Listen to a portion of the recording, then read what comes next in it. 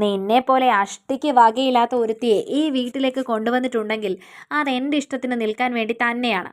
മഹേഷ് അവളോട് ദേഷ്യത്തോട് പറഞ്ഞു. അതുകൂടി കേട്ടപ്പോൾ അനു ആകെ തകർന്നു പോയി. സ്വന്തം ഭർത്താവ് പോലും തന്നെ ഒരു അടിമയെ പോലെയാണ് കണക്കാക്കുന്നതെന്ന് അപ്പോഴാണ് അവൾക്ക് മനസ്സിലായത്.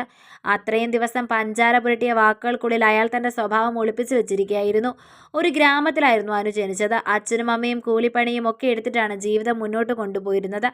അനുവും മാമിയും 2 കുട്ടികൾ കൂടിയായപ്പോൾ ആ വീടൊരു സ്വർഗം പോലെയായി.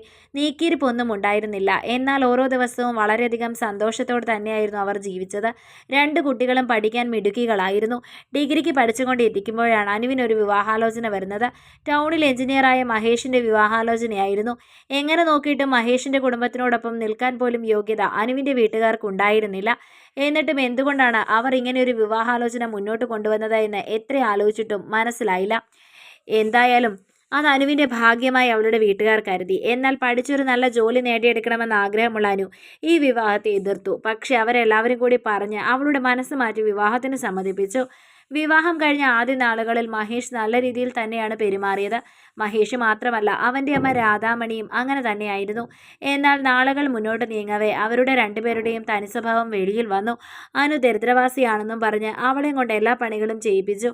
അതുമാത്രമല്ല, ഒരു അടിമയെ പോലെയാണ് അവർ കണക്കാക്കിയത്. മഹേഷ് ആണെങ്കിൽ തോന്നിയതുപോലെ നടന്നു. ഒടുവിലാണ് അവർക്ക് മനസ്സിലായത് മഹേഷിന് തനിഷ്ടപ്രകാരം പരസ്ത്രീകളുമായി സുഖിക്കാൻ വേണ്ടിയാണ് ഇതുപോലെ ഒരു ബന്ധം അയാൾ കണ്ടുപിടിച്ചത്. തന്നെ പോലെ ഒരു പെണ്ണാകുമ്പോൾ അതൊന്നും ചോദ്യം ചെയ്യാതെ അടങ്ങി ഒതുങ്ങി ജീവിക്കുമല്ലോ. പക്ഷേ ഇതൊന്നും കണ്ട് മിണ്ടാതെ ജീവിക്കാൻ അനുവിന് വയ്യായിരുന്നു. അവൾ അതിനെ ശക്തമായി എതിർത്തു. അതിനവൾക്ക് അവിടെ നിന്ന് അയാളുടെ ക്രൂരമായ പീഡനങ്ങൾ ഏറ്റുവാങ്ങേണ്ടി വന്നു.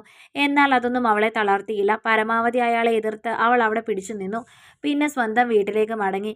എന്നാൽ അവളെ ഞെട്ടിച്ചുകൊണ്ട് അനിയത്തിയുടെ ഭാവിയും അവളെ കല്യാണം കഴിച്ചു കൊടുത്തയക്കാൻ ചിലവായ പൈസയുടെ കണക്കും മാത്രമേ അവർക്ക് പറയാനുണ്ടായിരുന്നുള്ളൂ. തിരിച്ച് മഹേഷിൻ്റെ അടുത്തേക്ക് തന്നെ പോകാനാണ് അവർ ആവശ്യപ്പെട്ടത്. തങ്ങളെക്കാൾ സമ്പന്നമായ കുടുംബമായതുകൊണ്ട് തന്നെ താഴ്ന്നു കൊടുക്കാൻ, അതായത് അയാൾ ചെയ്യുന്നതെല്ലാം കണ്ണടയ്ക്കണമെന്ന് അനുവിനത് സമ്മതമായിരുന്നില്ല. അവൾ തൻ്റേതായ രീതിയിൽ അവരെ എതിർത്തു. എന്നാൽ വീട്ടുകാർ അവളെ യാതൊരു വിധത്തിലും സപ്പോർട്ട് ചെയ്തില്ല. അതോടെ അവിടെ നിന്ന് അവൾ ഇറങ്ങി തിരികെ മഹേഷിൻ്റെ അരികിലേക്ക് പോകില്ല എന്ന് അവൾ തീരുമാനിച്ചു. അവിടെ നിന്നും നേരെ പോയത് ഒറ്റയ്ക്ക് താമസിക്കുന്ന തൻ്റെ അപ്പച്ചിയുടെ അരികിലേക്കാണ്. കെട്ടിയവൻ കള്ളു കുടിച്ച് ഉപദ്രവിച്ചപ്പോൾ അയാളെ അടിച്ച് ആ വീട്ടിൽ നിന്നും ഇറങ്ങിപ്പോകുന്ന ധീരയാണവർ. എല്ലാവരും അവരെ കുറ്റം പറഞ്ഞപ്പോൾ അനു അവർക്ക് സപ്പോർട്ടായി കൂടെ ഉണ്ടായിരുന്നു. അതിൻ്റെ ഒരു സ്നേഹം അവർക്ക് അനുവിനോട് എന്നുമുണ്ട്. അപ്പച്ചി 2 കൈയും നീട്ടി അനുവിനെ സ്വീകരിച്ചു. അവിടെ നിന്നാണ് അവൾ ഫാഷൻ ഡിസൈനിങ് പഠിച്ചെടുക്കുന്നതും ലോകമറിയപ്പെടുന്ന ഡിസൈനറായതും.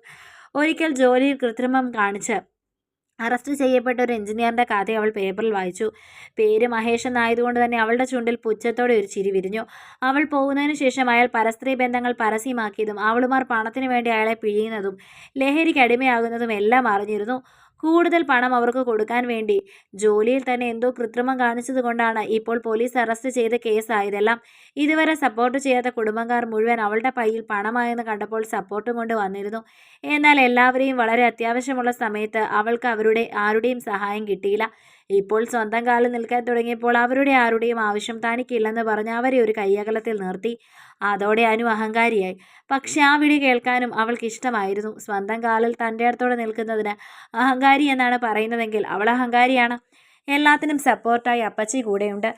ആരൊക്കെ എതിർത്താലും മുന്നോട്ട് പോകാൻ അവൾക്കത് മാത്രം മതിയായിരുന്നു. കഥ നിങ്ങൾക്കിഷ്ടമായെങ്കിൽ ലൈക്ക് ചെയ്യൂ. നിങ്ങളുടെ അഭിപ്രായങ്ങൾ കമൻ്റായി രേഖപ്പെടുത്തൂ. കൂടുതൽ കഥകൾ കേൾക്കാൻ ഈ ചാനൽ സബ്സ്ക്രൈബ്